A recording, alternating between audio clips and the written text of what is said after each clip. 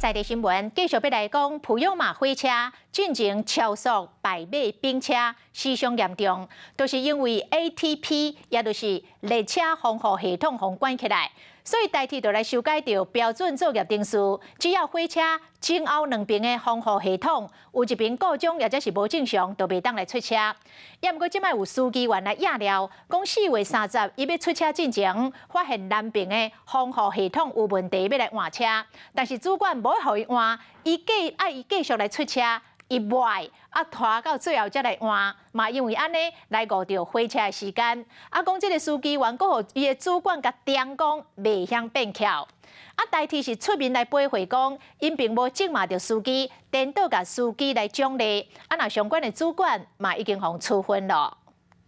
2018年，普悠玛火车伫咧苏澳的新马站意外败马，法院判定主因是因为防止火车速度过紧的火车自动防护系统 ATP 去互关起来，火车超速才会造成意外。代替伫咧这件代志了后，嘛建立新的 SOP， 无论是头前也是后壁，只要有故障，就爱换变速，而且袂用的搁驶这台火车，想要到所有司机跳出来控诉。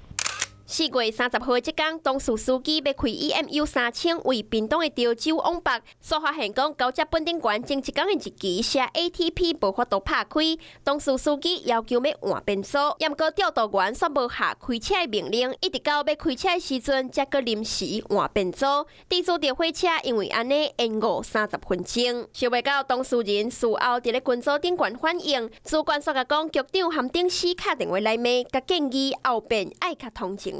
当天晚上在联系的情况下，可能在现场的一些主管有一点落差，以至于就是说当天晚上没有及时的修理好。台铁局的 ATP 的那个使用系统里面，我们都有遵章办理，只是在会后里面的一个讨论的过程当中里面，然后造成我们司机员的不满。代替嘛回应讲，局长在咧接到反映了后，就敲电话予综合调度所来了解原因，要求机务处爱将火车来修复，嘛有追究相关的主管，对司机按照规定来换变速，嘛有甲记功劳。ATP 故障的情况下，司机员还有他的一个 SOP， 就是限速60，有没有停靠站？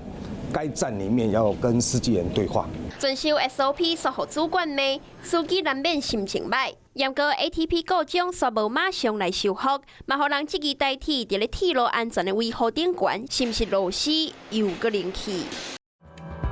？Hello， 我是叶明。想要看到更多更及时的新闻内容，请订阅华视新闻的 YouTube 频道，并且按赞、开启小铃铛。